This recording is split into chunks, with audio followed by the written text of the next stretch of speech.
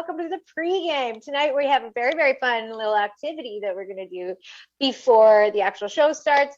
We're going to be painting the town of Dildo. I believe our wonderful, wonderful helper, Rob, is going to throw up the picture so you guys have that. Get your supplies ready. Get all of the drinks you can find. Leave the pants off. Let's have some fun because it's the Newfie kitchen party night, you guys. This is our last wonderful Camp Hua of season 4. We are getting ready for so many exciting things in the next season. But for now, let's just have like the best night of our lives, right? Okay, so I'm going to go into my top-down camera here. As you guys can see, I have my Screech and I have my nice little frozen lobster, which I look forward to thawing during the show.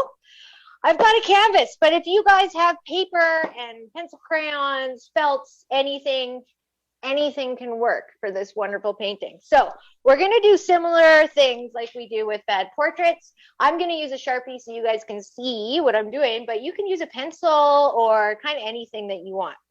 Here is my reference image of the wonderful town of Dildo, and I'd like to hear how many people would like to visit Dildo with me and Mel, because we are definitely thinking about it every night we go to sleep.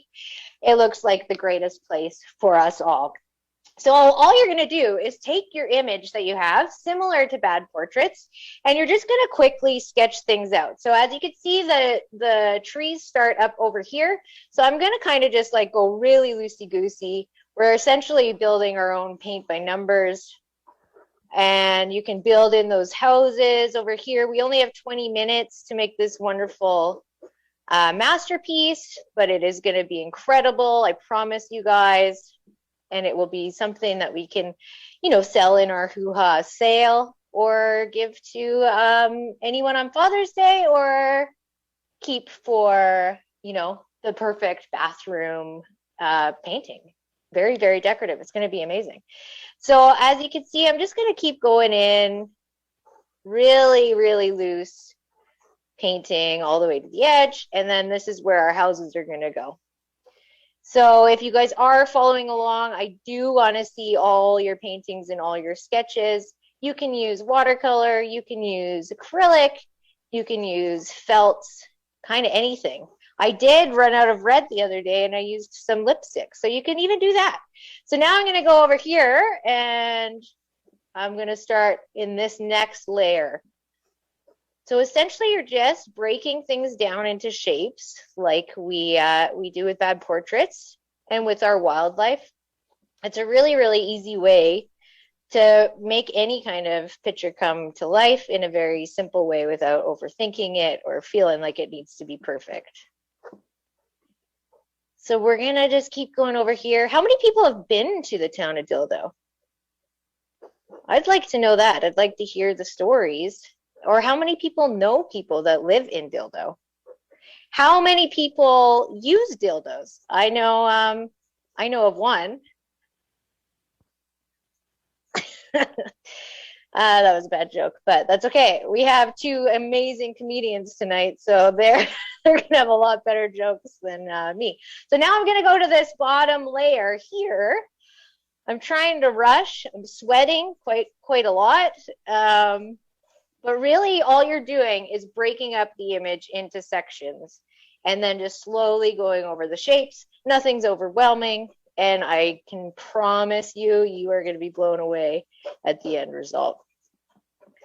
So we've got this little sweet cabin here. We're going to just bring in all these docks. There's these cute little boats. I can't wait to get on a boat.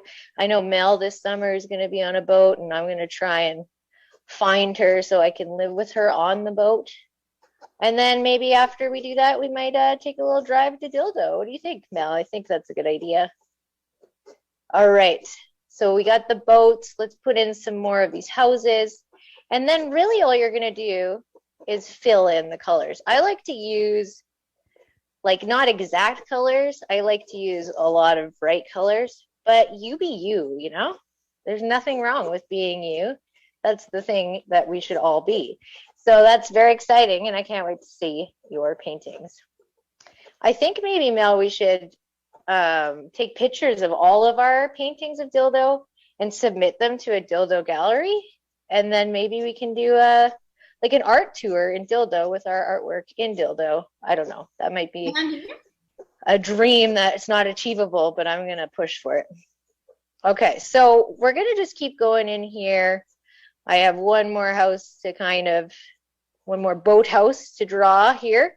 And then we're going to start our painting.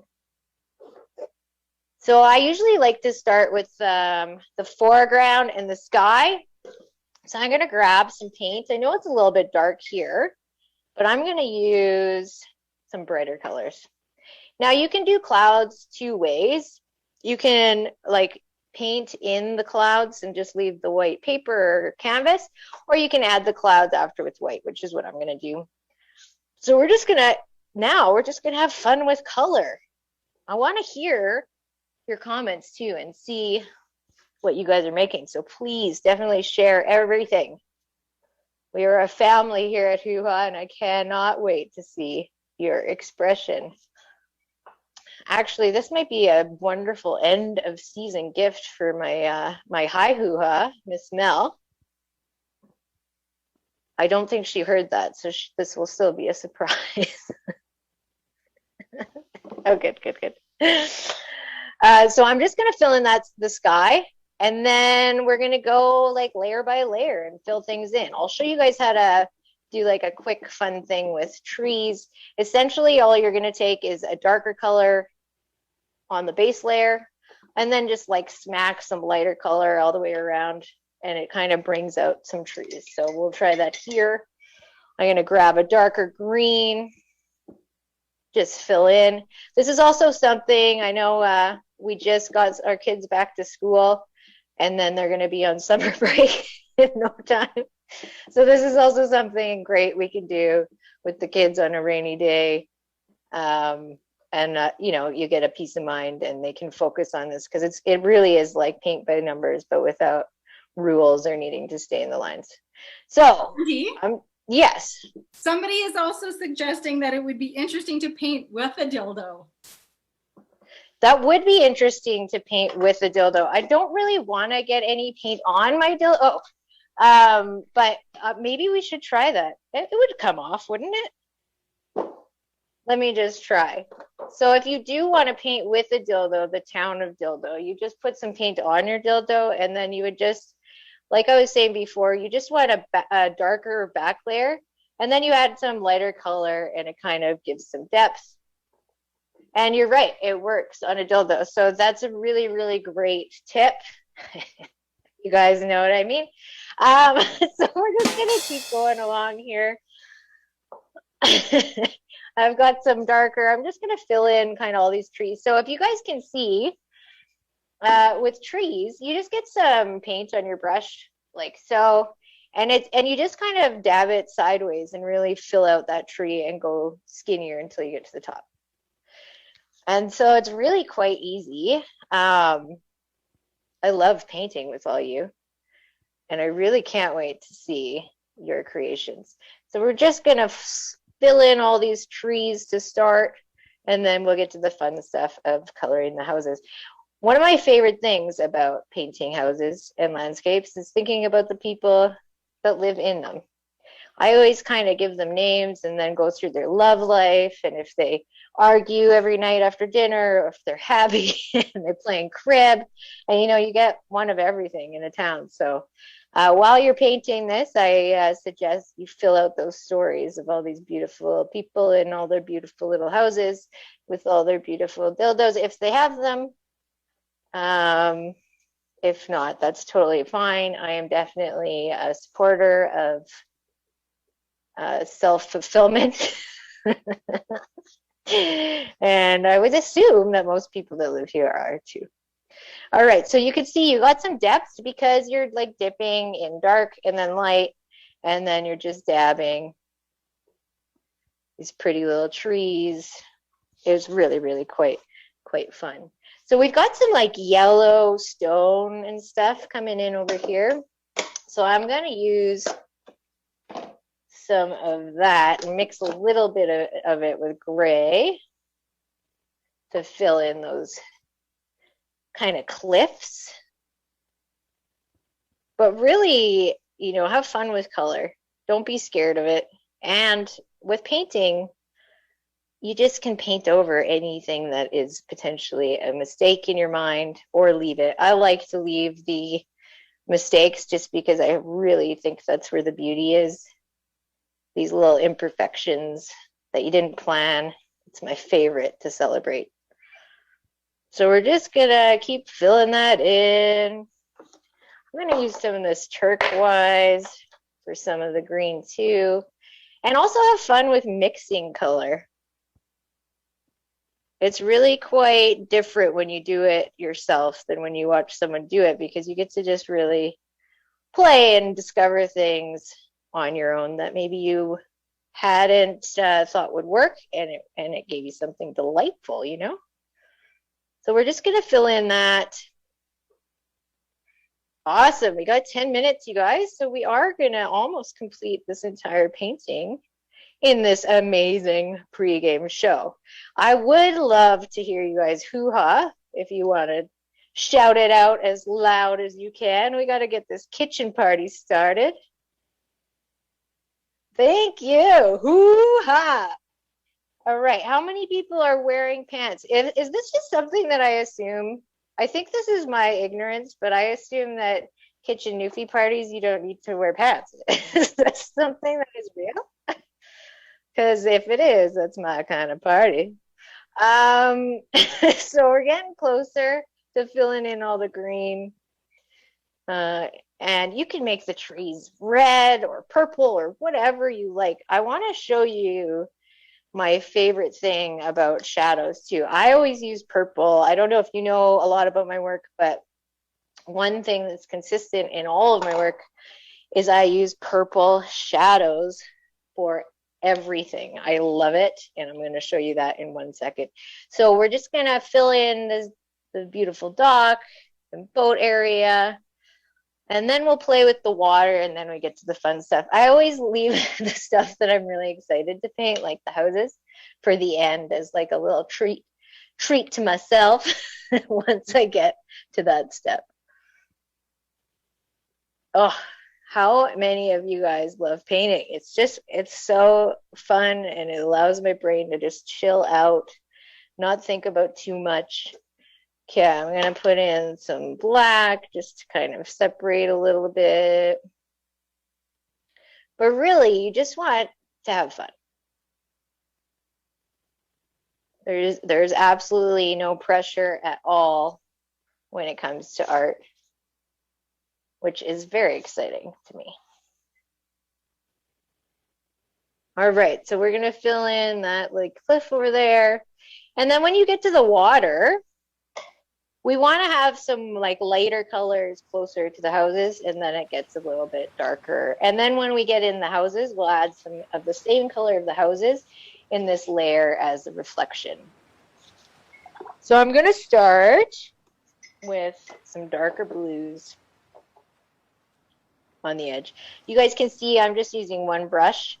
I'm not picky about having everything clean and the colors not mixing.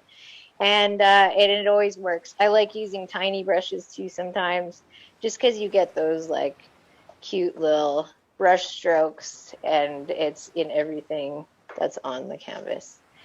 So because this is over far away, you want some darker colors over there. And then you're just going to kind of bring it into places. Don't be too worried about it. And then we're going to grab some purple and light blue.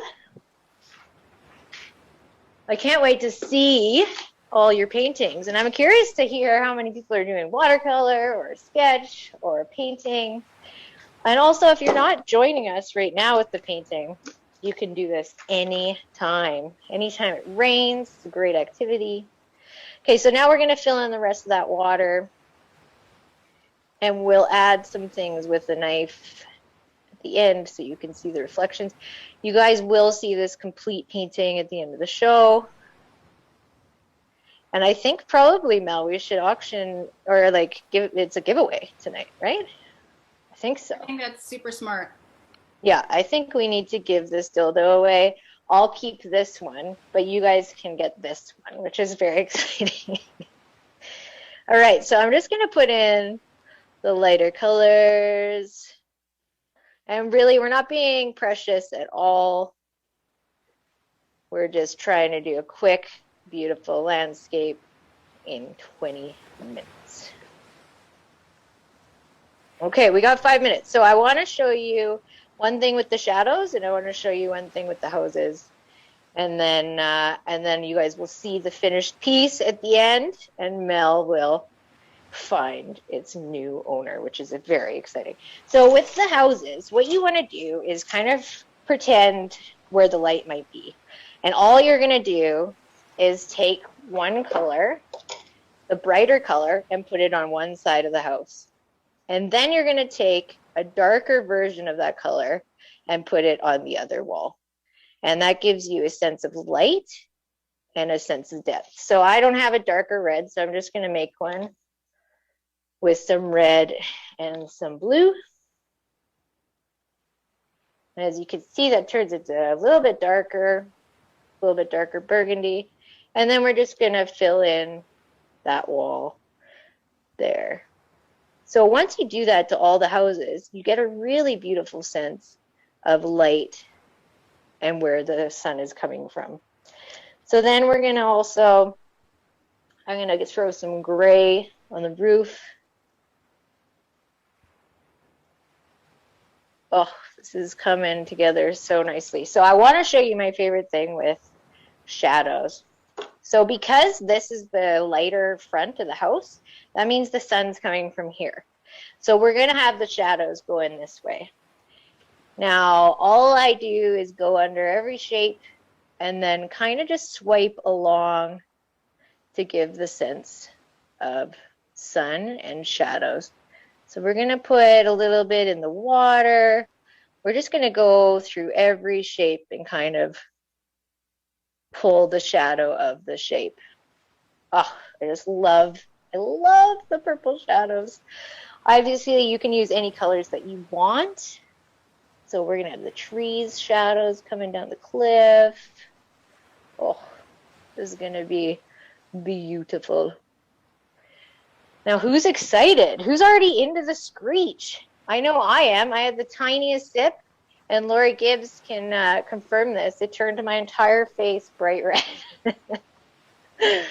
So also would love to see pictures of you having some screech, and if it changes the color of your face as well. Okay, so I'm just going to go through all those shapes, keep doing the shadows, and then I'm going to just keep working on the layers of color during the rest of the show, and we will reveal the final painting at the end. If anyone has questions, I will be answering questions in the chat. And I also would love to see your paintings. So please tag me at Bad Portraits on Instagram and at Camp Hoo-Ha everywhere else, as well as Instagram. This is going to be a wonderful memory on one of you incredible campers' walls, and I'm just so excited to be here with you all. I miss you. Okay, we have 1 more minute until the show, you guys. So let's get those drinks ready. Let's get our voices ready to scream, and let's get ready to have potentially the best night of our lives. At the Newfie kitchen party. Oh, it's looking so good, you guys. I want to paint with you all the time.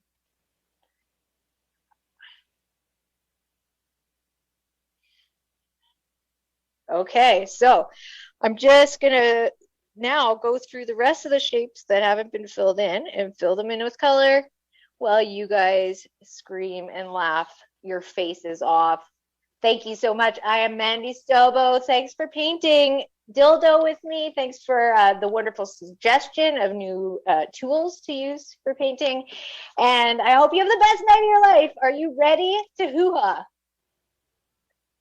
Are you ready to hoo-ha? All right, have fun, everyone. I love you.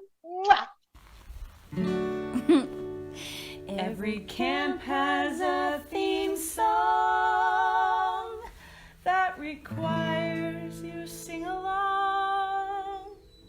The more we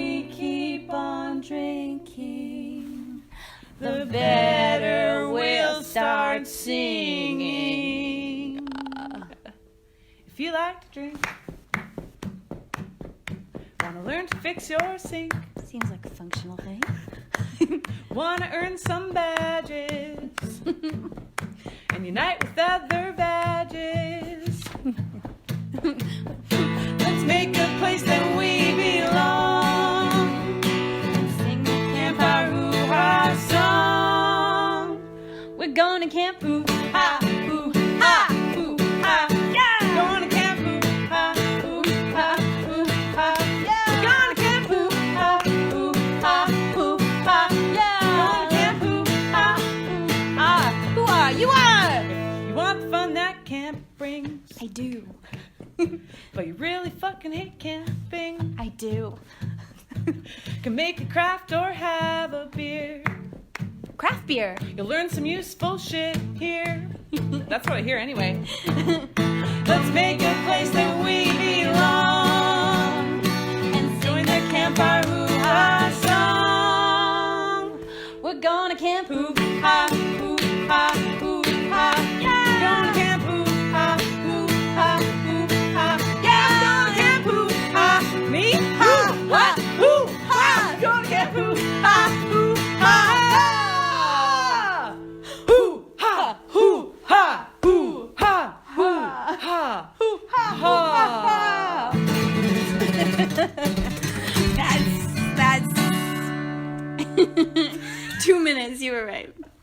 That's funny. Hello, campers. Welcome to our last camp of season 4. It is our Newfie kitchen party, and I am ready to party. I'm not in the kitchen. I can't legally have a party, and I am thousands of miles from Newfoundland, but because I'm a resourceful camper that works with what I've got, we're still going to hoo-ha Newfie style tonight, and we have a fantastic duo of camp counselors that are going to bring Newfoundland to us, and we're still going to celebrate the end of Camp Hoo-Ha season 4 and have some fun together. So I'm excited. My name is Mel McKay. For those of you who are new to camp, I am the Hi Hoo-Ha. I am the founder of this thing, which I'm going to tell you a little bit about, and welcome you newbies. I'm so glad you found us. I'm sad you found us at the end of our season, but hopefully you get a little taste of hoo-ha tonight and can join us for season 5 and be part of everything we do moving forward. So welcome to you newbies. Welcome back, all you regular campers. I miss you all so much.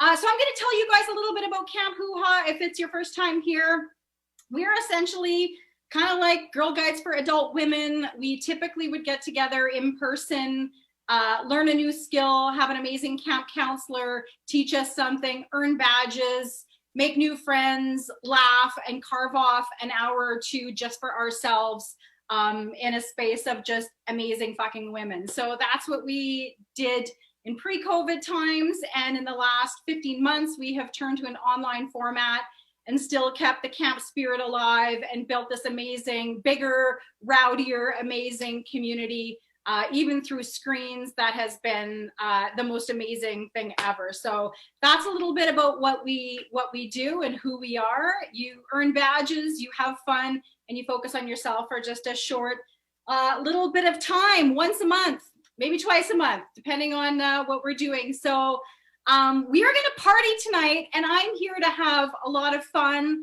But I also, like, it's our last camp of the season, so I'm probably going to get a little bit sentimental and sad and a little bit emotional about talking about what has happened.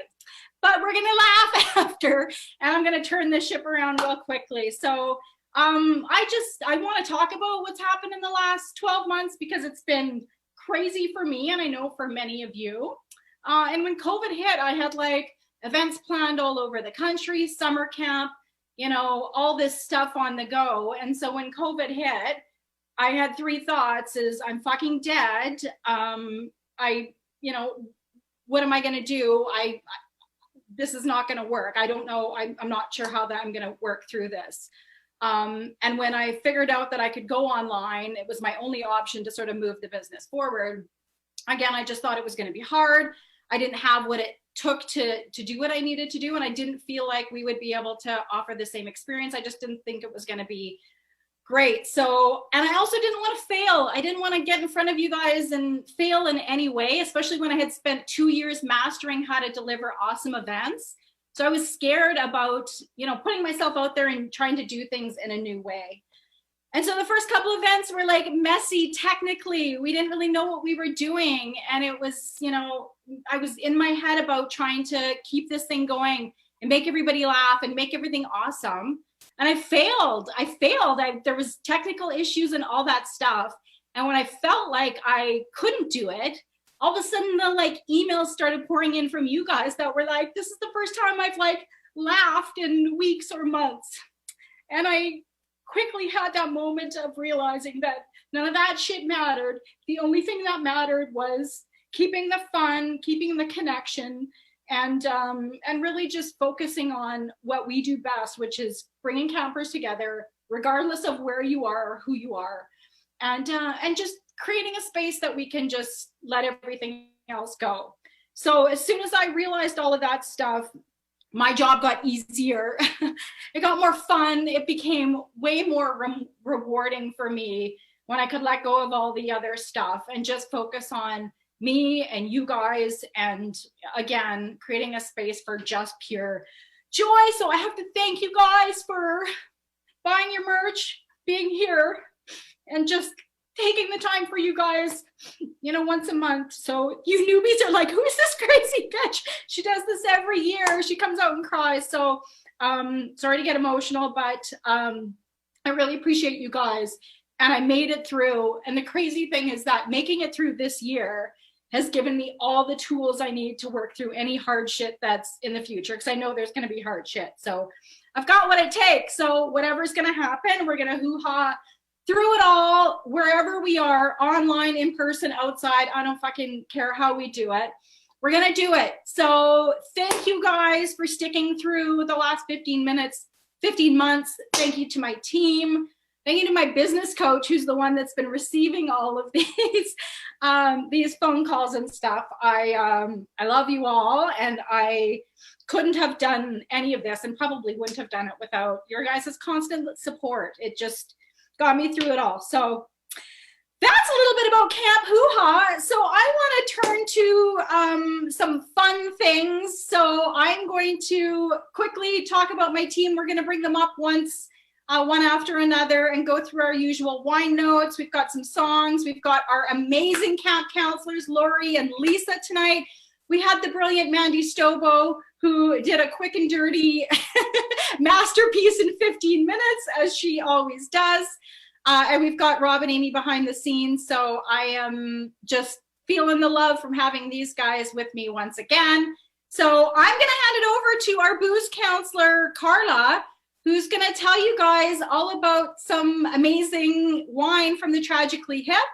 And then we're going to go over to the J9, who is just finishing writing her song right now. Hello, campers. Welcome to Hoo-Ha, and welcome all you newbies that might be on, and all you Newfies. This is the night we're going to have some fun. And Mel and I thought we would bring some Canadiana fun for you guys tonight with the Tragically Hip wine. Now, I know that some of you had a little bit of trouble maybe finding some of them. I hope you got your hands at least on the Chardonnay, and at least maybe the red. The rosé was a little tough. And so those tough wines to find, I know these tough celebrities, really hard to get a hold of.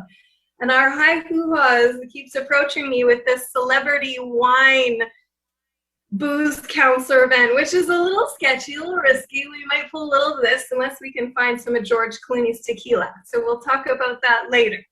But let's get on to some wines, your wine lessons for tonight. Oh my gosh, I think it's going to be a boozy night. Make sure you're doing your water and your wine, and your water and your wine tonight. But we've got wines that was a collaboration out of Stony Ridge, and this winery estate is nestled into the Niagara region. Oh my gosh, lush hills, valleys, There's some big wineries out there that you'll know of, but there's also some insanely beautiful boutiques doing kind of small lot productions. So we might have to do a really special booze counselor private wine tasting coming up. Stay tuned. So those of you that got your Chardonnay, well, you are ahead by a century if you're on this one. Really pay attention to oak. I always throw this out there with Chardonnay. There's just going to be people that are ABCers. They don't want this. They don't want to go for it. But listen to the oak. If it's the oak and the wood and that vanilla flavor and that stuff that you kind of don't like, it's the oak. It's not the Chardonnay. Don't blame Chardonnay. And so give it a try. If you can find some flavors in there, like apple, just some big fruit, maybe some lemons, you're winning. You're doing awesome. This is not, not meant to beat you guys up with wine tasting. This is like, wine's meant to be enjoyed. Simple, sip, taste. And if you can pull anything out of there, it's just an association. One thing I learned was if you've never had asparagus, if you've never had kumquat, whatever that is, in your life, how on earth are you supposed to pull those characters out? So go easy on yourself and enjoy that one. Oh, stunning. Okay, get swirling that red. Those of you guys that picked up, oh, this is a Bordeaux blend. This can be tricky, but it's simple. Bordeaux is simply predominantly Cabernet or predominantly Merlot. This one has a bit of Cabernet Franc in it. You're going to pick up some wood age oaking in here as well. But you should be able to find some blueberry, some plums, maybe some strawberry jam. And don't be afraid to, pair this up with your seafood. You guys, if we're Newfie, if we're East Coast and we're talking about kissing cods, don't be afraid. We can chop this stuff up. We can have scallops. We can have mussels. It can all go in a frutti di mare tomato sauce with red. It's fun. Let's toss out some of those rules, chill out, and really enjoy this. Oh, okay, give it a go. And just do not forget that tonight is our last Camp Hoo-Ha of the season.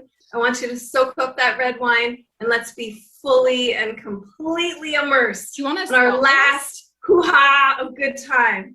I miss you guys. Have a great summer. And we are going to be together soon. Cheers. And I'll see you soon. Thank you, Carla. We love your wine picks. We're excited to do our celebrity wine night. Dan Aykroyd makes a shard for $9.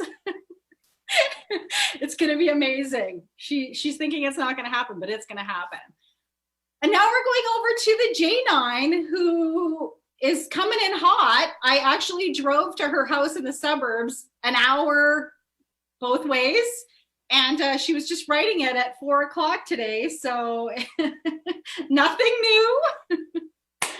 You ready, J9? Yes. Okay, over to the J9 for some amazing camp songs. Her last camp song of the season. She's got the whole summer to write some new material. I can't wait. How do you say no thank you in Newfie?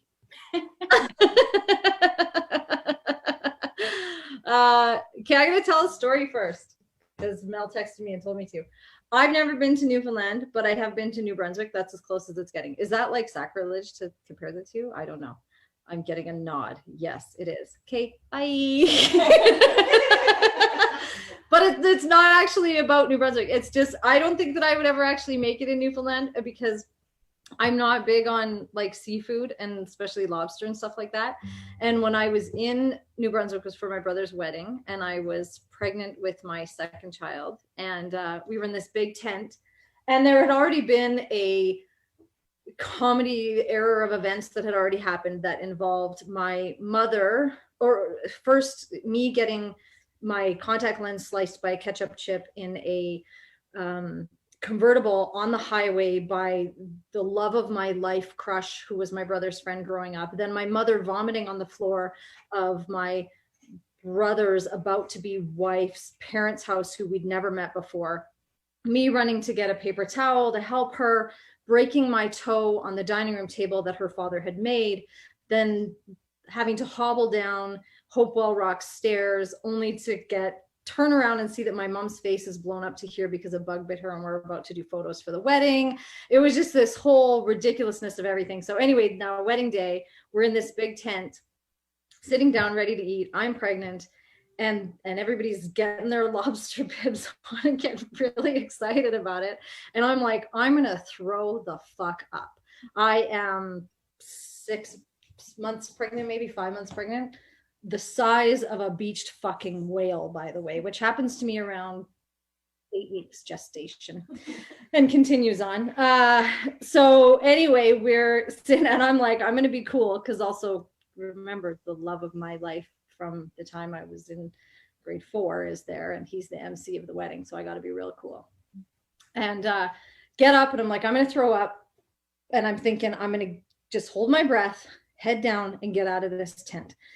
And there's lobster everywhere, and people are cracking them open, and they're all excited, and green fucking innards goo is like flying everywhere. And everybody's like, and I'm like, so head down, hold my breath, head out the tent, and just as I step out to what I think is the fresh New Brunswick prairie air, I go to take a deep breath to relieve myself, and I'm literally standing over top of the lobster boil pot and fucking let it go right beside the pot. It was amazing. So they've never asked me back. I've actually never spoken to them since, and that's my story of the East Coast and lobster. Oh, also I had a McLobster at McDonald's when I was there because you have to, and 1 out of 10 don't recommend. Okay, so this song was written 2.5 minutes ago, and it's terrible. I'm not even sure if I have all the sayings right, actually. I've just got, basically it's just a library of Newfie sayings. And because I don't understand any of them, they may or may not be correct. So forgive me if I blaspheme, but it's all new to me.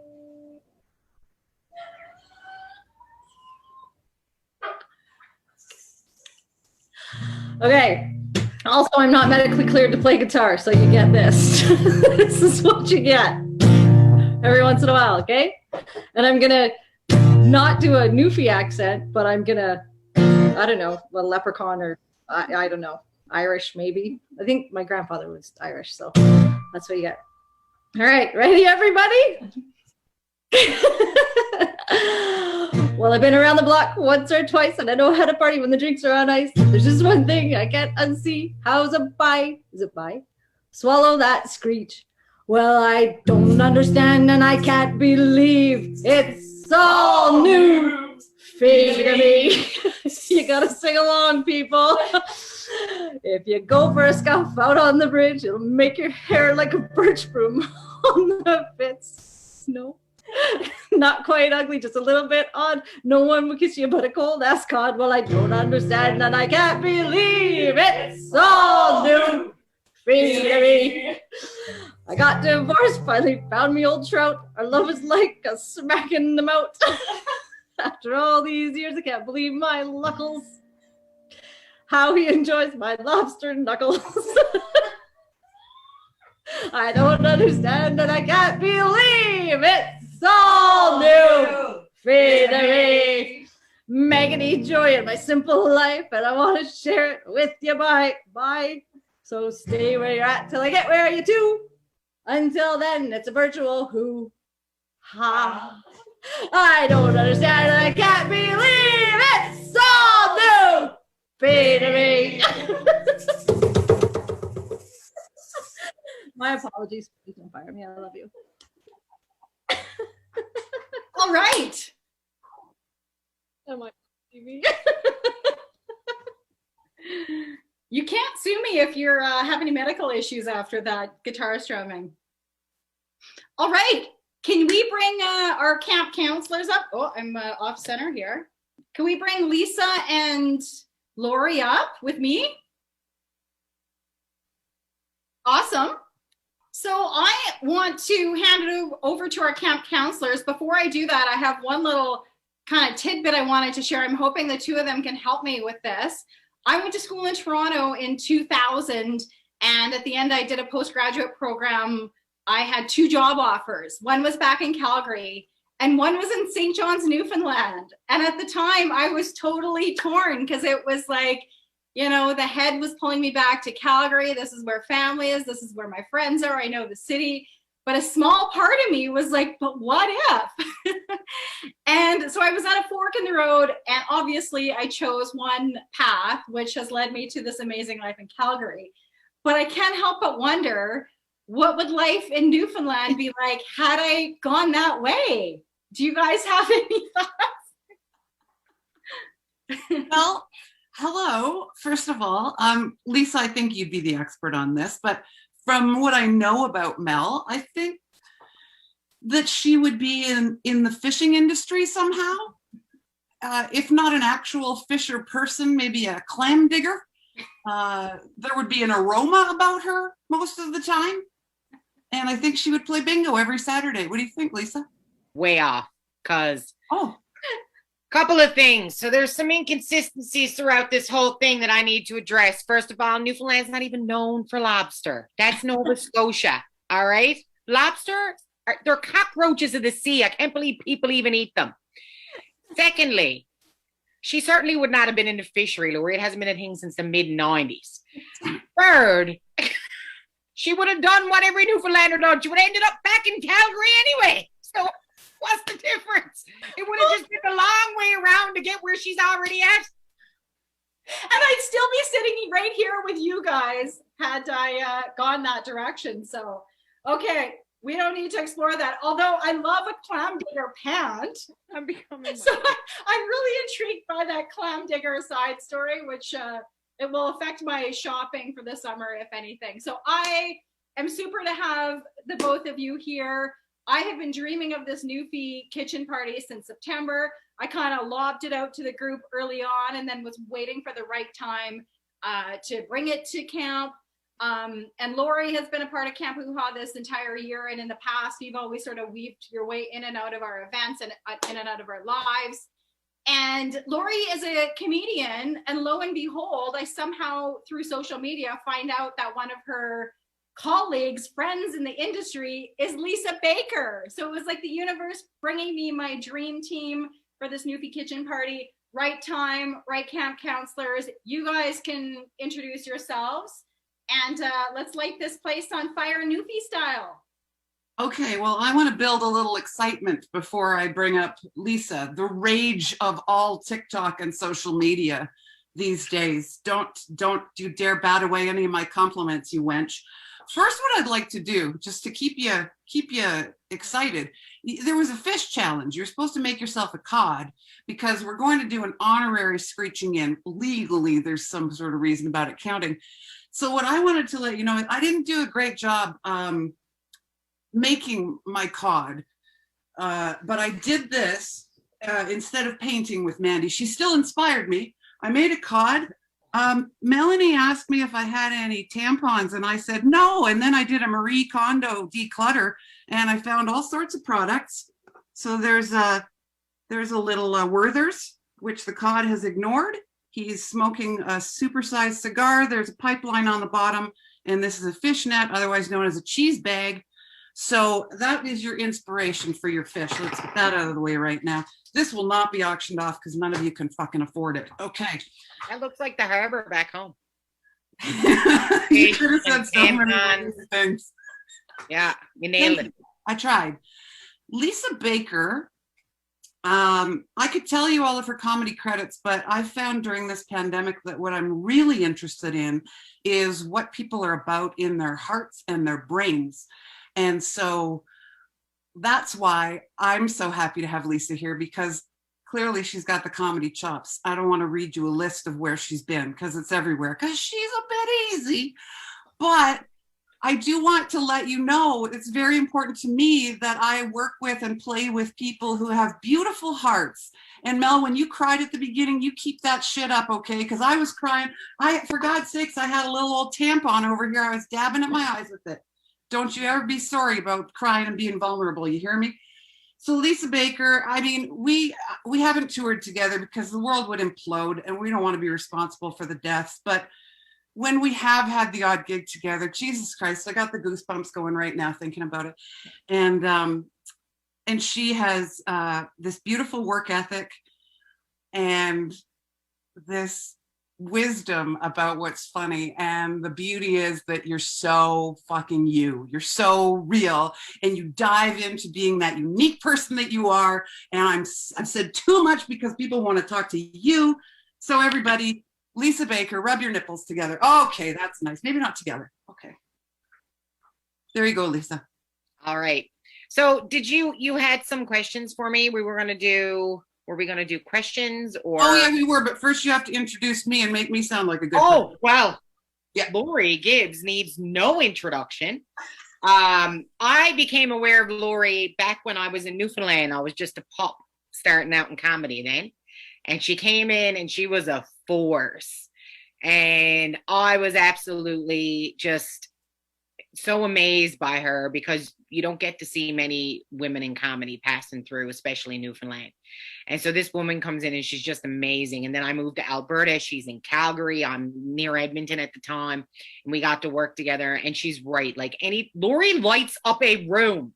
So when you get a gig sheet and it says Lori Gibbs, you're like, this is going to be the best fucking weekend of my life.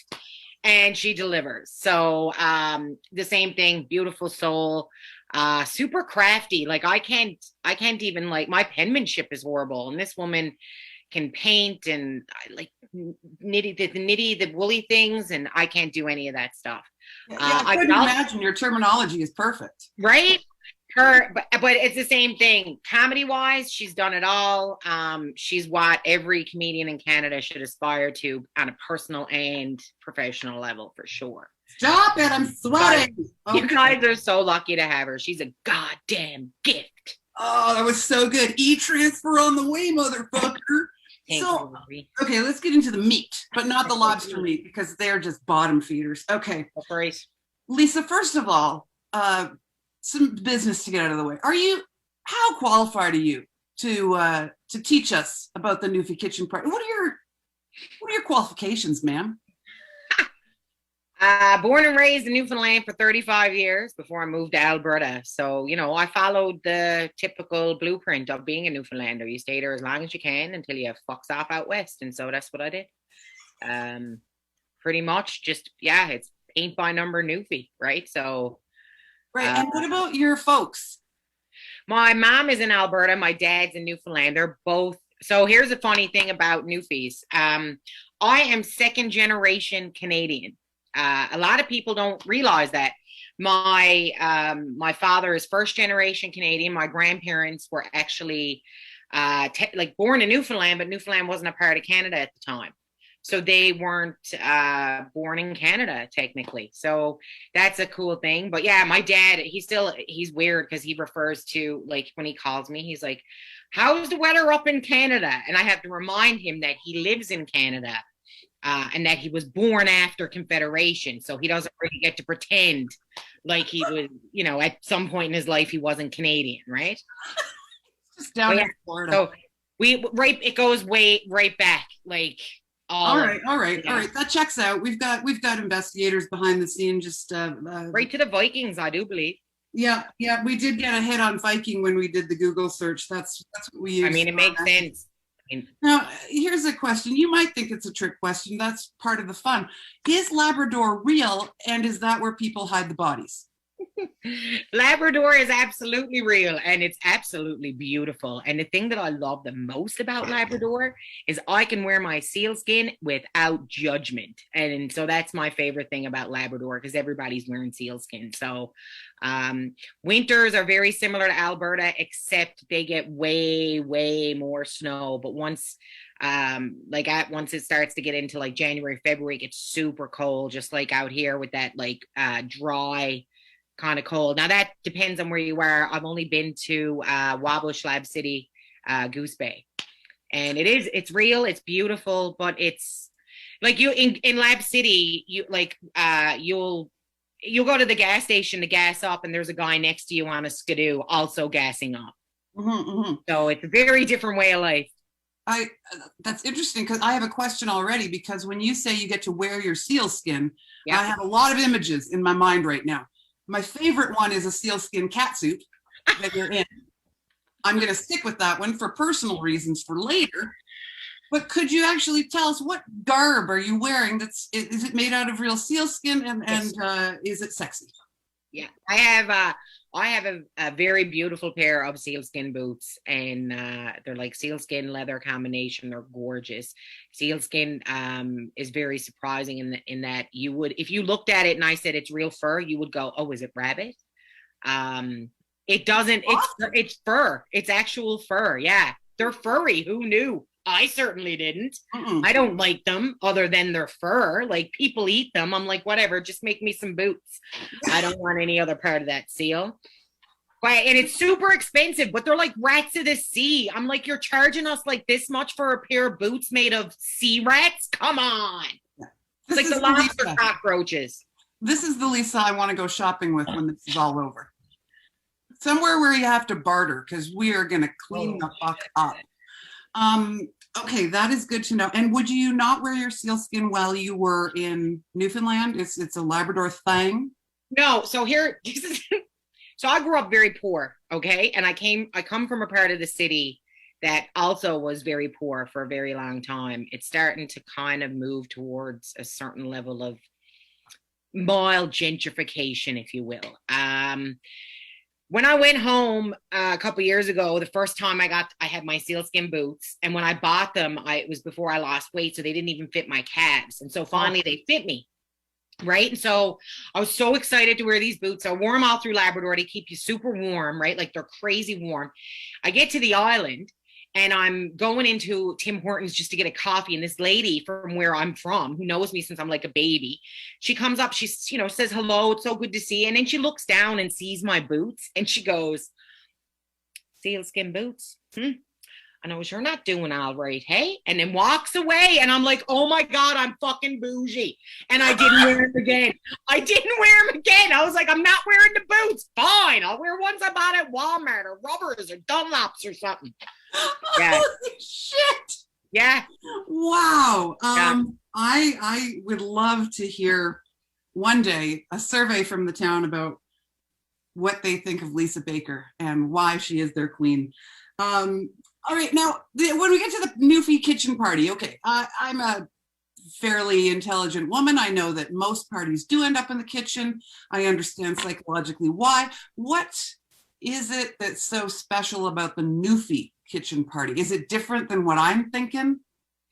It is and it isn't. So because my partner is born and raised Albertan, right? So I've been to a lot of his friends' houses and stuff, and it's the same thing. We're all in the kitchen or we're outside, whatever, but like mostly the kitchen. I think in Newfoundland, so years ago, everybody you would have that stove in the kitchen that was the heating source for the whole house. And Newfoundland the weather's not great. Like when Mandy there was doing the painting, and she was like, just paint where the sun would hit. I'm like, there's no fucking sun in Newfoundland.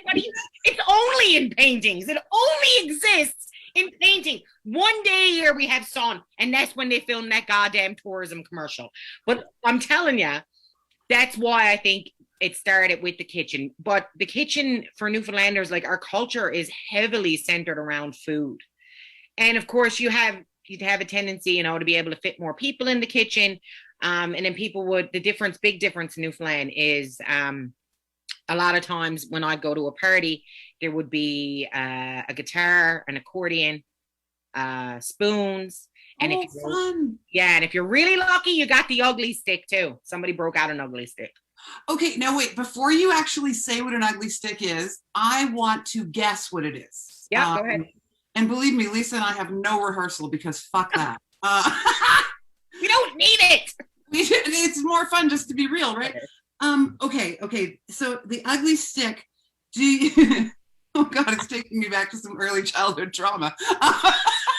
Does your older brother hit you with it and call you ugly? Or was that just me? Please explain an ugly stick so that I don't feel so damaged. So an ugly stick, typically, you'd get a stick of wood. So sometimes it could be like a broom handle or a mop handle. I've seen them made with a crotch, like when you break your leg or whatever. Sorry, I thought it was the crotch. Oh no, a crotch. It's a bloody accent. It's the crotch, and so you take it and you would take, the beer bottle stoppers, like the caps. Sure. So you take the beer bottle caps and they would nail them all the way up, almost like a tambourine, right? And then you put a rubber boot on the bottom, and oftentimes they'd have an old mop head on the top or something with a funny face and a head or whatever. And you bounce it, and it's just like a tambourine. Yeah. So it is actually in the musical instrument category. It's a musical instrument, yeah. Are you saying there's no judgment on anyone's looks by something called an ugly stick? I'm so happy. No. The ugly stick, that's what it is, yeah. Oh, geez, campers, that is going to be a craft thing when we and do if you Google it, you can see all kinds of them. Like they're a lot of fun, yeah. Hey, Lisa, if I Googled ugly stick, do you think I'd see some really weird penises? You probably would, yeah. You might want to say ugly stick Newfoundland just to narrow that search down. Oh, no, I want to do the You'll probably still see some penises, probably from like dildo, but like you'd still see ugly sticks, like actual ugly. Okay, now does everybody get hammered all the time? Because everybody in the Maritimes seems very, very happy whenever I have toured there or visited there. Everybody's happy. Are they all crazy? Are they all drinking? Are there drugs involved? Is it something in the water? Can you explain the hospitality and loveliness? So first of all, I got to say this because it's funny. I love talking about Newfoundland. It's one of those things, when people say, what can you talk about without any prompting? Or what would you talk about that a kidnapper would release you? Sure. Newfoundland. Yeah. We are not a maritime province. That is a very common misconception. I am not a maritimer. I am from Newfoundland, which is an Atlantic province. Now, all maritime provinces are Atlantic provinces, but not all Atlantic provinces are maritime provinces. So Maritimes would be New Brunswick, PEI, Nova Scotia, but the Atlantic provinces would be those three and Newfoundland. The Maritimes were already established when we joined Canada, and our premier at the time, Joey Smallwood, said, we don't want to kind of come in on someone else's thing, and then so they were like, all right, it's the Atlantic provinces. So I'm not actually a maritimer. People make that mistake all the time. Wow, did anyone crazy? Just explode? Yeah, I know, it freaks people out. Well, to me, I say Maritimes. Newfoundland's like right up there too, and it's not even on there. And people think we're like the head of it. They're like Newfoundland, it's like the top We're like we're not even, but thanks. Like you were the high Maritimer, like the high hoo-ha. Absolutely, you're just stealing it. No, yeah, we're not. But the drinking thing is because when I meet people that are not familiar with Newfoundland, when I meet American comics and stuff like that, and they'll say, well, what is Newfoundland? I'm like, well, Newfoundland is like, we're like the Irish if the Irish had a drinking problem. Newfoundlanders, like I don't want to play, like, certainly there are Newfoundlanders that don't drink. I can go, I don't drink a whole big lot. I used to, I don't anymore. And I don't want to kind of feed into that stereotype, but it's one of those stereotypes that's there for a reason. I mean, I remember one time, most Canadian used to put, concert tickets in beer boxes, right? So you buy a dozen beer, you get a free ticket to this concert. Most Canadian Rocks one year, and they would sell the beers for like $2 each. I'm like, you're asking for a problem. So we go in and we're buying all these beer, and then this one year, it got out of hand, and so they were like, just tell them we're out of beer. So they were like, sorry, all the beer's gone. Newfoundlanders tipped the beer truck over. A beer truck is like a semi, right? They tipped it over. They were like, no, we're gonna shake the beer out of that bitch. And yeah, they didn't care. But yeah, so we do like to drink. Yeah, you're right. Well, and see, I always have to ask because I'm a bit dumb. I'm kind of a goofball all the time. So a lot of times I don't realize that people assume I'm drunk just because that's how I choose to live, like a toddler. So I was actually wondering, like, but there's also like some sort of a strange happiness, like we're in this one day a year of sunshine thing together. So we're going to make the best of it. Well, that's the other thing. Like, I'll say to people, you know, like, it just, I mean, it is what it is, right? Like, it's a beautiful province. Like, aesthetically, it is absolutely beautiful. The weather is shit. Taxes are 15%. It's hard to get a decent job. The housing market has gone insane. You can't get a fresh strawberry there to save your goddamn life. It's just how it is. But my Jesus, I loves the place. Like, you'll never, because there's just such a different, like, when I get there, it takes me like 3 days to acclimate again because everything is just so mellow. Nobody's in a hurry. Like that island time thing you've ever heard, if you've ever, that exists on every island apparently. Yeah. And it's amazing how people are, and people are so kind there. Like every comic that's ever worked in Newfoundland has this story, like, you know, about something that somebody did for them that was a complete stranger. Oh, and yeah. It's like, oh, I met a woman named Ethel. Yeah. She still mails me cookies to this day, right? It's like what? And but I never, every time I hear the stories, I'm always like, yeah, that adds up. That sounds about right. Like it's just who we are as people. Like, I don't know. It's a completely different way of life. And it's just, there's something about it that I'll probably never live there again just because it's not practical. But my heart is there for sure. Like it'll always be there. It is like, it's like, oh, so the other night I took mushrooms and I watched The Lord of the Rings for the first time. And I love that there was no segue at all. I know. I'm still working on that. So we get to the part of the Shire and I was like, oh, and they were like, hobbits love to eat, hobbits love to drink. And I'm looking at the Shire and I go, oh, holy fuck, I'm a hobbit. I'm a fucking hobbit. Oh my God, right? Who doesn't want to live there? That's Newfoundland. Oh, I'm covered in goosebumps again. Lisa, you made me. That's Newfoundland. It's the goddamn Shire. Isn't it like the best places you go to are where you feel like you're the most you? Yes. Is it like that for you? So I don't have to do, because I found this out recently on TikTok that I code switch, which is where I dial my accent back when I need to. Okay. So it's just out of necessity because you get tired of repeating yourself, right?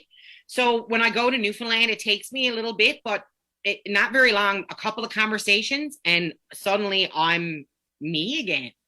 And I don't I don't have to try to change how I speak. I don't have to worry about like I can say every phrase I grew up with and people know exactly what I'm talking about. And it's just home. Like it's a different feeling altogether from I think anywhere else. I think that's beautiful. And I think that's how we know, like maybe in past lives, if that's a real thing, I don't know, but maybe that was one of our homes and we just figure it out in this life and it feels really great when we're there. But since you're talking about your accent, I would love for you to teach us how to say something very classically Newfie. It's got a little zing in it because most of it does, but with a good thick kind of accent. Could you help us? It's such a weird accent because I have tried to teach it. I was a dialect coach a couple of times for a guy who his character is supposed to be a Newfie. Cool. And it's probably one of the most difficult accents to teach because in a sentence, my accent could, like one word, it's almost Irish, the next one's almost Scottish, and the next one's almost British. So it's like just this slew of different accents. So you're trying to explain it to someone, they're like, how do people talk like this? But it is what it is, right? Probably, well, there's going to be a good one when we do the screeching. That's going to be, you're going to have a hard time with. But have you been screeched in when you were in Newfoundland, Lori? I was screeched in at a function in Alberta. Does that count? No. So, shit, really? Credentials out the fucking window. I am nothing. Did you kiss the fish? Yes, I kissed the fish. No, you're good. If you did all the stuff, you're good. It is better on Newfoundland soil, but it is what it is. Okay. So let me think of a good, like a common phrase. I mean, there's, What do you say to a heckler? oh, all kinds of shit. I know. I'll get saucy with them. I'm just trying to, like, there's yes, boy, what do you at? What do you at's a good one. A lot of people struggle with what do you at. Yeah. What are you at? Is that Well- what are you doing? No, yes, what are you doing? Yes. And where are you to? That's where are you? So where you to is where are you? And what are you at is what are you doing? Okay. Can I pipe in with one that just came up through the feed? Yeah. Shut your mouth before I fold your clothes, witchy in them. Yeah. So yes. Shut up, buddy, or I'll fold your clothes while you're still in them. That means you're gonna beat the shit out of them. Yeah. Lisa, speaking of that, how many people have you beat the shit out of? I'm not allowed to talk about that on account of I don't know what the statute of limitations is. So Your lawyer just texted me and said, stop this line of questioning immediately. Okay, so everybody at home, try to say, okay, oh God, I'm getting a bit drunk. What do you be? No. what are you at? So we'll break it down. We'll start with wada. Wada, everybody after Lisa. Wada. Wada. Okay. Yes. Wada, yes? Wada, yes. With a T. Wada? Yes. Y-A-T. Yes. Yes. Yeah. You're Yeah. getting it. Yeah. Wada, yes. Wada, yes. What at? No, that went Irish. No, It went not bad. Irish. It's not bad. It's not bad. You sound like you're from probably the Bay somewhere, like Fairyland maybe. But it's Oh, not yeah. bad. I'm from Fargo, damn it. Wada, yes. Damn it, I'm sweating and drunk. Okay. So I have to remember the line of questioning. By the way, campers, if you have questions for Lisa, you can put them on the Facebook, and then Mel is going to whisper in our ears what that's about. Now, if people are possibly, especially people who want to do things right rather than people like us, might be getting some things together for their honorary dress rehearsal screeching in. Yes, that's right. So what should be, besides your beautiful cod that you've made, I'm not like, I probably would win, but I can't because I'm, like, That's solid. it's I me. vote for that. I like it a lot. It's a yes for me. So get your cod. If you don't have a cod, just put whatever's close by. You got a Sharpie, it's a cod now. Okay, good. And you're gonna need Screech, but of course, anything liquid. Whatever liquid, yeah. Now, can you tell us a little bit about Screech? Where the hell it comes from? Why did it get its name? Because it makes you have good sex afterwards? I don't know. So the history of Screech, originally in Newfoundland, there was another kind of rum. I want to say it was from the West Indies, but there was a liquor they would drink before that. So what we have as Screech today wasn't the traditional Screech previous. The name came from, so Newfoundland had an American base, army base, military base, whatever, years and years ago, World War II. And one of the American soldiers wanted to try the booze. So they gave him some. Yeah. When he caught his breath after drinking it, and he took that big, they said that the sound that came out of him was a screech. And so that's what they called it. And then eventually it switched to what we have now as Screech is a Jamaican rum. And it's funny because a lot of people don't know this either, but there's a very close relationship between Jamaica and Newfoundland.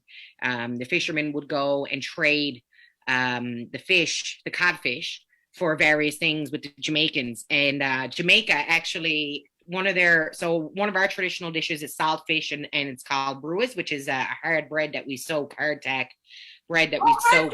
Yeah, my grandpa used to eat that. Yes, and we mix it with saltfish and some scrungeons, which is pork fat. It's very, very traditional food. And the Jamaicans also have a traditional salt cod dish that they make. From what I understand, it's for breakfast. And but cod is not native to them, so that's something that they got from us, right? Yeah, it's really cool history when you get into it. Like the history of Newfoundland is actually quite amazing. But yeah, and so that's where the screech comes. So now it says right on the bottle like Jamaican rum. Really? Okay, so this is just a question that popped into my head. If I'm in Jamaica, there's water everywhere. There's tons of fish that many of them I can eat. Why the hell do I want cod? I don't know. I guess maybe it's because it's for them. Like maybe it's because to them it's like something different and exotic. I don't know. Yes, yeah. Like to me, it's like if we go to a pub and say fish and chips, we're probably going to get cod, right? In Newfoundland, yes, you're going to get cod or probably halibut, right? You're going to get one of those as opposed to like Alberta when they say fish and chips. And I say, what kind of fish is that? And the waitress is like, fish? It's white. I'm like, there's different kinds of fish. Yeah, well, that's the thing. And I've always thought of cod as a very sort of mild, it's a very flaky, light fish. Yeah, it's not fishy tasting. It's very flaky. It's very light. Whenever I see it beer battered, I want to cry because I'm like, that is way too light of a fish. Like it's too delicate of a fish to be beer battering, you know? Oh, I didn't know that. So what should you get the halibut instead? No, just use a tempura batter. It's amazing with the tempura. That's traditionally what we have in Newfoundland. Like if you go to any mom and pop fish place, it's a tempura batter. Get out of here. Oh, and it's so good. It's like crispy and juicy and it's amazing. When we can get together, I want to find a restaurant that'll do that. Edmonton, there's a couple here. Yeah, and just be like, yeah, we want the fish and chips tempura style gangster. And they'll be like, get out of our place. Who are you people? Right? We don't think you understand fish. You should leave. And then I'll start and I'll be like, fish, my son.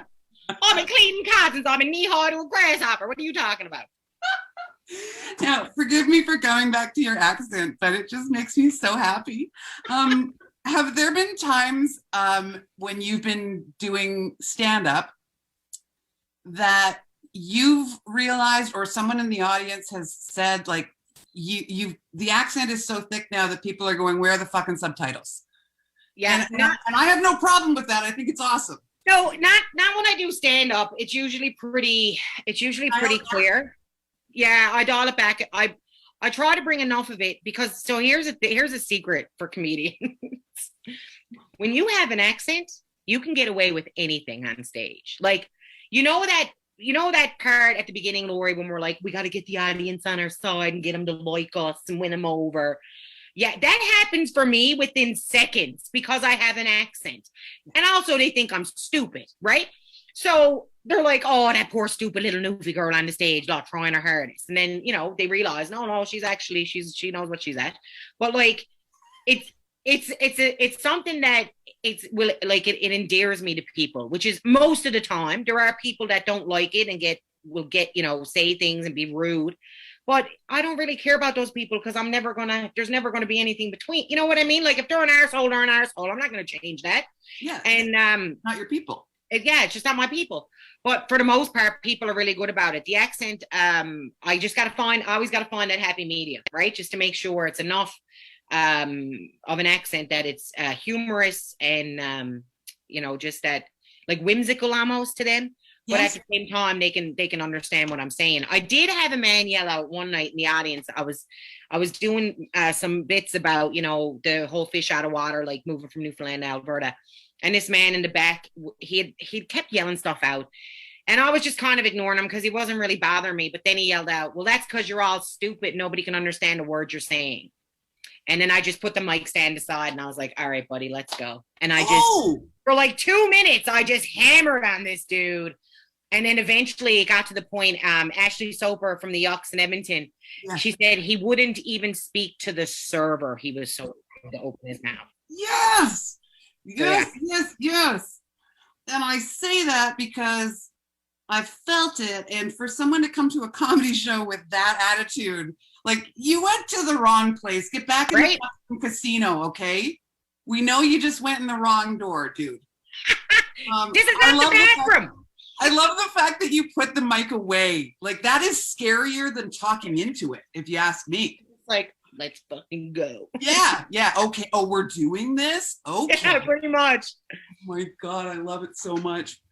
Okay, so we're gonna need our fake fish, our screech or our fake screech. Is there any other item that we might need to have close by? So no, you're fine. Now, when you go to Newfoundland to do it, it's going to be the screech, the fish, and also you're going to have to eat a piece of bologna because bologna is a big fucking deal in Newfoundland. Yeah, bologna is still a deal somewhere? My God, there's bologna cookbooks back there, Lori. No. I make a bologna gravy that would absolutely blow your mind. It would make me want to go throw up and then end my life. What are you talking about? We love it. It's like, your mind. you know how y'all are like steak? We're like that about bologna. It's Newfie steak. It's delicious. It's so. I eat bologna every day. Do you fry it in a pan? I eat bologna every day. I just realized that every morning on my first coffee at work, I'm like, oh, I must get some fucking bologna again. I give a piece to the dog and then I eat. Oh yeah, every day, every fucking day. Bologna. I can just imagine. Nipples and assholes are my favorite thing to fry up, Lori. Okay, so everybody, our new camp in September is going to be cuisine of bologna. Lisa's going to come down and cook some over the campfire. We barbecues it and everything. You laugh, Lori. You laugh. Oh, I do. Oh, I laugh, Lisa. I'm telling ya. You laugh, but it's true. It's true. That's all facts. Do you have it like in a burger? No, usually on a sandwich or something. I've never seen it on a burger. We do make Newfie tacos though, which is a piece of bologna with a bunch of ruffles inside. If you don't have ruffles, that's fine. Get cheap chips. But if you got a few dollars, splurge on the ruffles and you put it in there and you roll it up and you got beautiful Newfie tacos. It's been great talking to you. I gotta go because I can't breathe. Oh my God. Oh, okay. Now, you can't even make this shit up. Like you can't even make it up. I've been so alone for the year. Like I'm sweating. I'm a mess. I'm going to have a shower before I go to bed. Me too. Because this is so much good overstimulation. And I'm also learning so much. But I have a sweat mustache. Excuse me while I take care of that. Now, Mel, I do have some questions for Lisa that I'd like to ask because we're going to start doing like a screech rehearsal probably in 5 or 10 minutes. But if there's any questions that have come up in the meantime, do pop in. Can I ask a couple of questions before we go to our screeching? Hell yeah. Rehearsal? Yes, my ducky. So a camper had mentioned the bougie Newfie thing, and she suggested we brand this as the Newgie. Newgie. Love it. So that's a new t-shirt. That's hilarious. I love that. They're also requesting a picture of the boots, which you can post in the group at some point, or a picture of that looks like the boots you had. You're right there in my. Go get them. Get your boots. Go get the boots. We now have to wait. Get your goddamn sealskins, Lisa. Where you be? Where are you at? Where are you freaking fucking? I don't know how to talk like you, but I'm doing my best. Okay, and while she's gone, Lori, you're doing pretty good. Thank you. I hide them in the closet so they don't get covered in dog fur. See? Look. Oh my. Whoa. They must be so warm, hey? They are, and they're so nice, and you don't have to treat them because I went to Labrador and I was like, hey, so I have these sealskin boots and I want to wear them, but how do I treat them? And she's like, treat them? And I was like, yeah, because they put salt everywhere in Newfoundland, right? So I was like, the salt. And she goes, you want to treat sealskin boots for salt? And I was like, yeah, I don't want the salt to ruin them. She's like, they're seals. I was like, yeah. She's like, they live in salt water. And I was like, all right, that's a fair point, whatever. Moving on. You don't give a treat to the boots. They're not alive anymore, lady. These are like my most prized possession. Like, honest to God, because I wanted these for years and I could never afford them because I had a fucking kid that needed fucking braces. Well, let me ask for the people that are wondering. Do you mind telling us what they're worth in case someone's got a big boner? Well, so I was trying to buy them in Newfoundland originally, but Vogue, always in Vogue, is a big fur store back home. They would charge for those would probably be about $1,000. Yeah, I know. Or like 800 maybe. I went out to Vancouver to do JFL Northwest one year, and I walked into this store in Gastown, and there was a sealskin jacket. So I was standing there hugging the mannequin and stroking the sealskin jacket because I just love seal, right? And the lady goes, "Oh, you like seal?" And I was like, "Yeah." And she goes, "Our boots are on sale." And I was like, "Lead the way." And I had just come back from a big tour in Newfoundland, and I had some money. And so she shows me these boots, and they were under 500. It was the most I've ever paid for boots that didn't have a steel toe in them. And I was but honestly, like, even when I got home, my mom was like, "Oh my God, had I known, I would have gotten you to get me a pair." And like, they're so nice. And yeah, like, that's a steal. Like, you can't get, and they're made by, like, they're Inuit made, like they're not like, they're like authentic, right? Yeah. So I was really, and I said to the lady, I'm like, "How are you selling these in Gastown in Vancouver? Like, how are there not vegans outside picketing this place?" Yes. But it's because they're like the cultural aspect, like they're made by, like actual, if they're not manufactured like, the way most shit is. So I was like, "Oh, okay, well then that's fair." But they're gorgeous boots, yeah, and that's a steal for those. You can't, people sell them on Marketplace for more than that used. Seriously. Yes. And they're fucking sea rats, Lori. They're sea rats. They're sea rats. Like, there's millions of them. Next to those bottom feeder lobsters. Okay, Yes, next question. Newfoundlander men. I know I've seen some of your TikToks about doing a lot of Mr. Right Nows. Were some of them Newfoundlander men? And what is it like to be romanced by somebody who's from the homeland? Oh, my Jesus. Well, I'll tell you a story. This is really dirty. I was at a bar one night, and me and my friend were talking to these two fellas, and they were from the Bay, right? So they I could barely understand them. Their accents were so thick, and they worked on a trawler, it's a big boat, right? And so he, like, the guys are telling her what they does for a living, and she's whispering to me like, "Oh, they make lots of money." I'm like, "They're not paying us. Like, who cares?" Anyway, Buddy turns around. Now, this is what Newfie men are. Buddy turns around, and I'm like flirting with him, and he grabs my hand and puts it on his crotch, and he goes, "Mrs., I got a dirty big hard on." And I was like, "Oh my fucking God, that is the most romantic thing anyone's ever said." But it depends. Like, if you get like baymen are good. Like, baymen are good because baymen can usually like cook and bake bread, and they can hunt and fish and trap and survive in the woods. But if you're with a townie and he gets lost in the woods, that man's gone. You're not seeing that man's gone. He's not coming back. Not unless a bayman finds him. Like, he's gone forever. So yeah. It's like city boy, country boy. What's that? I like the baymen, and I like the way you say it, and it sounds like they're sort of the Renaissance men of Baymen are like your country boys here. Okay, so it's kind of sweet and dumb. Yes. But smart in the ways where it counts. Yes. Yeah. Here's what I love about you too, is that you can fool people. I saw you, I heard you say it tonight, and I heard it on TikTok maybe, that people assume something about your intelligence because of your accent. And man, when you know that they're thinking that, the way that you can manipulate it in your favor, oh yeah, is a beautiful thing. It took me a long time to figure it out. Because in Newfoundland it wasn't as bad, but then when I moved to Alberta and I was working in a trade, I noticed it a lot, like just the way sometimes people would talk to me. And most of the time I'll just let them go and let them assume what they're going to assume, because it will work out in my advantage at some point. But I remember this one young fella one time, he was a real prick, and we were working together, and he was explaining something to one of the guys, like they were talking about something or other, and then he looks at me and he goes, "Oh, so that means," and I go, "Hey, listen," I said, "It's an accent, all right? I only sound stupid. I'm actually quite educated." And it just blows my mind that people would assume that by the way someone speaks. But even my university professors would read my papers and say, like, because we would do these, sometimes you'd have to write the paper like in English in class during the class period, right?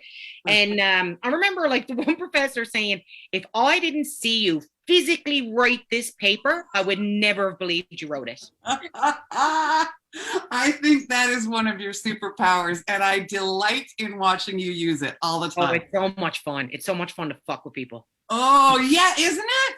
Yeah, I it love is. that. It is. I have two Yes, more ma'am. questions. This is part B of part A, which was what's it like? How are Newfoundlander men? Do they have big dicks? So I do a joke about that too, about how, so in Newfoundland, we don't have, like, you don't see a lot of houses with garages. Like out in Alberta, everybody almost has a garage, right? We party back home in our sheds. It's a really big thing that we all hang out in the sheds. We'll play darts, we'll drink and stuff like that too. But I was used to do this joke, and I'd say how when I, like in Alberta, I went to someone's house and I was like, well, we don't party in the garage, we party in the shed. And they were like, why? And I said, well, to be fair, most of us don't own garages, right? And he's like, you don't have garages? And I was like, no, Newfies have big dicks. They don't need anywhere to park their F-350. So, I mean, it is, they say it's a thing. I mean, honestly, I've been with a good few fellas out here now, and I don't know, but they're all the same to me, really. The only difference is you cut yours out here, which is kind of weird. We don't cut them back home. Are you telling me that circumcision is regional in Canada? Yeah, Newfoundland does not do it. Even if you ask a doctor in Newfoundland, he'd be like, no, what's wrong with you? We're not circumcising this kid. Even my friend's son, he needed one, and the doctor found a way around it so that he didn't have to circumcise him. What did you make a collar for it? He instead of cutting it off, he just put a little slit in it to allow it to stretch more. That was, yeah, I'm not even joking. It's like a weird. So when I got to Alberta and I saw I was like, what the fuck? Where's the rest of it? Where's the rest of it? Like, that's all it was.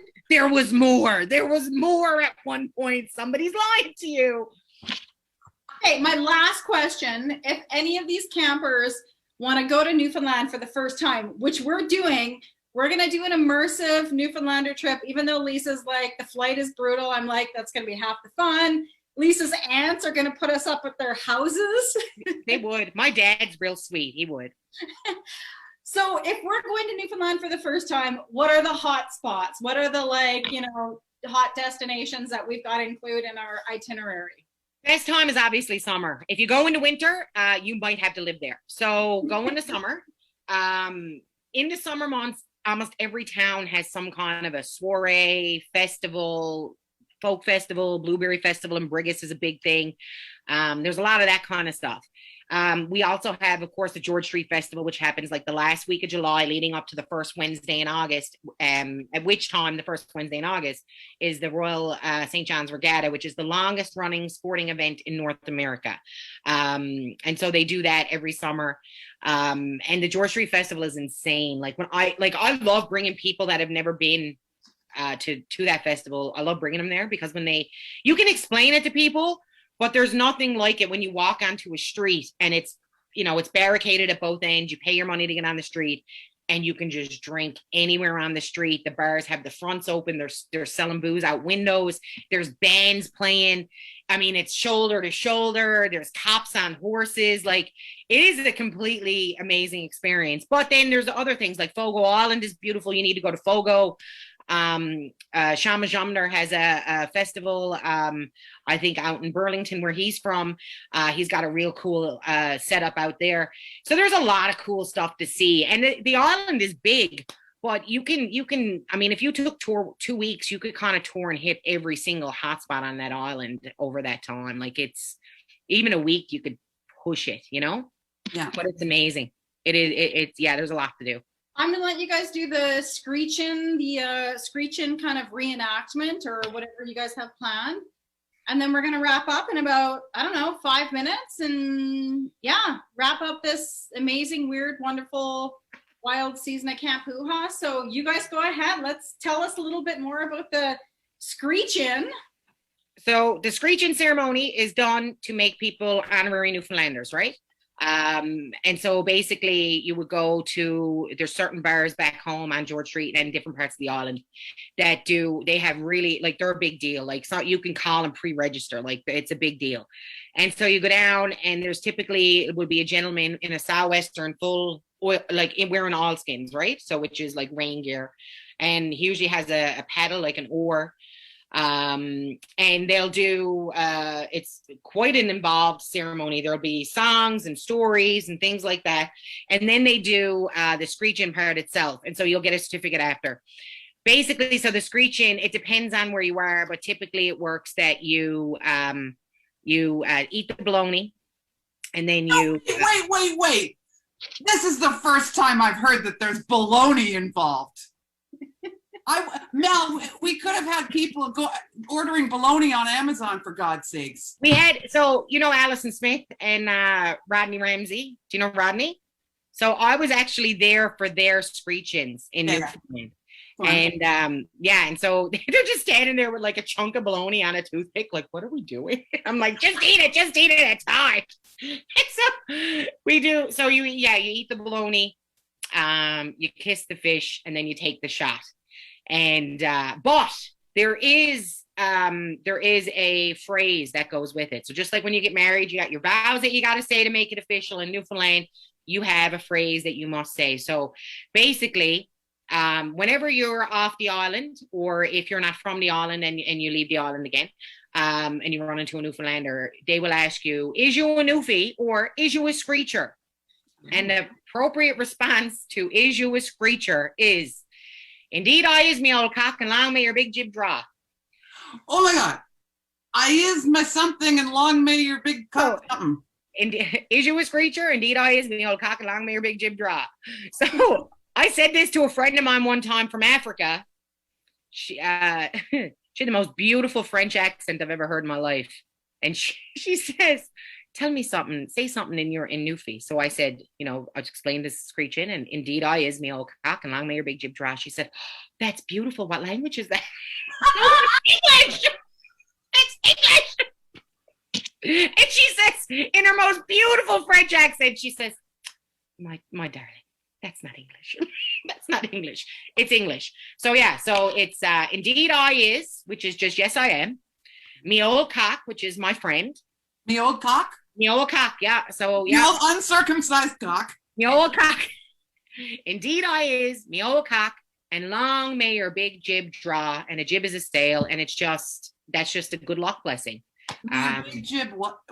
And long may your big jib draw. Draw. Like yeah. Draw wind. Yeah, like it's a, right? So it's just a blessing. It's just it's just like a it's just a blessing. And so, but it sounds so dirty. So it's always, because first we go, indeed I is, and then everyone was like, indeed I is, and they'll go, me old cock, and then everyone's like, now they're just fucking with us. This is where they show us where the cameras are. Yeah, now they're just making stuff up to see what we will do. But yeah, it's indeed I is me old cock, and long may your big jib draw. Okay, well, if anybody has any food near them, and on the off chance that you don't have bologna, have something. Bologna. Have something. Who wouldn't have bologna? Fucking staple. I don't even know these people. I have a Werther's, so get your bologna ready, everybody, whatever it may be. What are you doing? Now you're going to eat the bologna. You're going to eat the bologna. Bologna. Yep. Everybody eat your bologna. Try to keep doing it like me. I know that's not very tasty, what? That's pretty good. Yeah, the bologna I got here. Do you ever get the kind with the little orange line around it? That's freaky. What about the stuff that has the like pasta baked into it, the macaroni into That's it? not bologna. That's what's that they call that, macaroni and cheese loaf? That's too newsy for you. You know what I find very funny though, because Albertans, they'd be like, bologna, and I'm like, yes, go enjoy your head cheese, Cyril. Okay, so everybody do we do fish now? Cod now? No, yes, kiss the cod. So give the cod a kiss. Okay, give your cod a kiss. Give it a nice big smackaroo. I don't judge. Do what you want to do with the cod. I can use tongue? Yeah, give her. Okay. I love that. Good. My mom is so proud of the way my career's going. And okay, so now we've kissed it. We have fish slime on our lips. Ideally, yeah. And we have a bologna aftertaste in our mouths. That's right. So now you taste like fish and whatever bologna's made of. Sounds and then very sexual. Now we have to wash her down. And then wash her down with a shot of screech. All right, this is gonna be vodka, but sure. Everybody screech. Woo! That's very Alberta. I'm sorry. And then once you finish your screech, that's what I'm going to say now. Is you a screecher? Yes, I is. Close. Help me. Indeed, I is. Indeed, I is. Me old cock. and may the force be with you. No. And long may your big jib draw. And long may your big jib draw, motherfuckers. Yes, you did it. We all did it together. Proud of you. We're related. Now we're family. I love it. Lisa, thank you for guiding us through that. Oh, that was fun. It was a real good time. Real ones. No, Awesome. Rob, if you can come back to me and then I'll bring everybody up for a quick thank you at the end. I've just got a few thank yous and some housekeeping to do. I'm up, yeah? So thank you guys. I can tell my face is gonna hurt tomorrow from laughing, which is the best pain in this pandemic I can have. It was so much fun. Lisa and Lori, thank you guys for doing this and bringing a little taste of fun and culture. Yeah, boo-ha. And it's fun too because my whole goal throughout this year was to try to get better reach and get campers from across Canada into the hoo-ha group. So even from the feed, I'm seeing that there's women from all over the Maritimes and Newfoundland. See, I've learned that are with us tonight. So this was a great way to kind of just bring everybody together and again, just kind of have some fun. So thank you too. Moving forward, we're gonna use June to kind of map out our next season, figure out how to do some outdoor events in Calgary, bring in some online events again in the fall. And we're also looking to launch new chapters all over Canada. So if any of you campers think you want to lead some Camp Hoo-Ha events in your own city, you can send me an email at info@camphooha.com and I can fill you in on what that looks like. It's super fun. If you had fun tonight and you feel like you need to just bring some new energy to the community you're in and have some fun for yourself, then this might be a great opportunity for you. Prizes. So we have a contest tonight. If you have a cod that you've made or a can of tuna at home, whatever you can wrangle up, send us a picture of you kissing that cod, screeching yourself in, whatever, on Instagram or Facebook.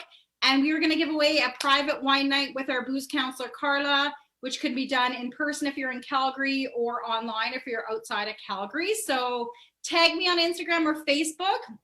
Make sure you follow Lisa Baker and Lori on Instagram.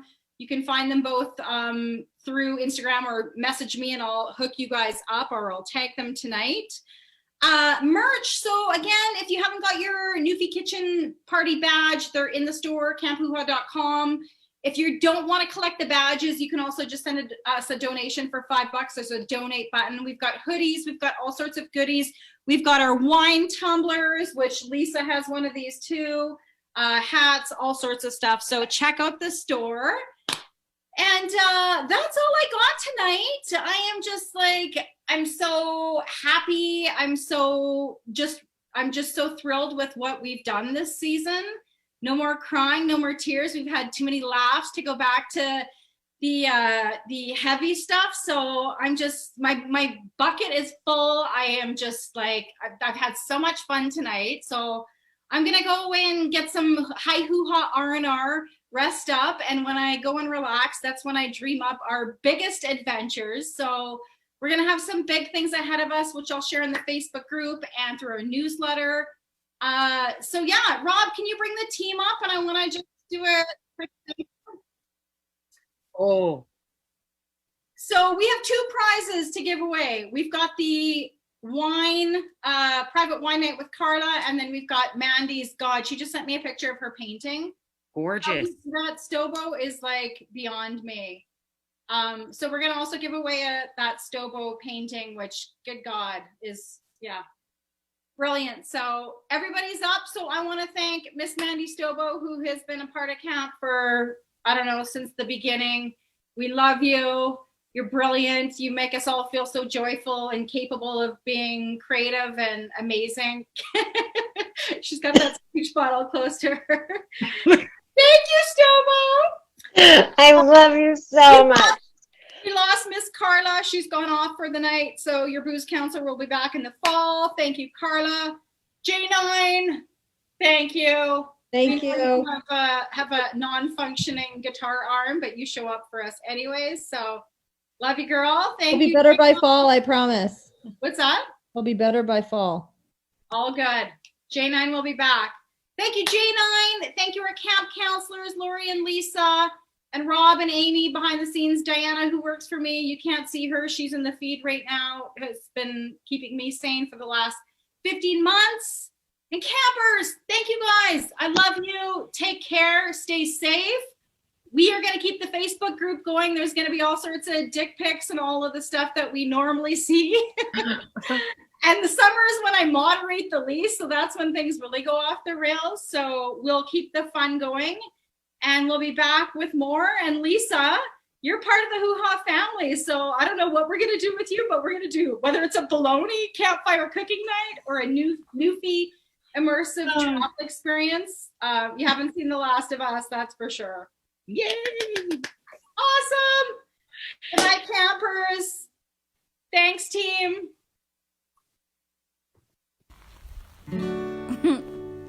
Every camp has a theme song that requires you sing along. The more we keep on drinking, the better we'll start singing. If you like to drink,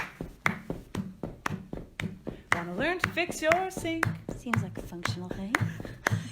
wanna earn some badges, and unite with other badges. Let's make a place that we belong, sing the campfire hoo-ha song. We're going to camp. Hoo-ha, hoo-ha, hoo-ha, yeah! Gonna camp, hoo-ha, hoo-ha, hoo-ha, yeah! Gonna camp, hoo-ha, hoo-ha, hoo-ha, yeah! Gonna camp, hoo-ha, hoo-ha. Who are you? Are? You want the fun that camp brings, I do. but you really fucking hate camping. I do. Can make a craft or have a beer. Craft beer. You'll learn some useful shit here. That's what I hear anyway. Let's make a place that we belong and join the campfire hoo-ha song. We're going to camp. Hoo-ha, hoo-ha, hoo-ha, yeah! Gonna camp, hoo-ha, hoo-ha, hoo-ha, yeah! Gonna camp, hoo-ha, me, hoo-ha, hoo-ha! Gonna camp, hoo-ha, hoo-ha, hoo-ha, hoo-ha, hoo-ha, hoo-ha, hoo-ha. That's 2 minutes. You were right. That's funny.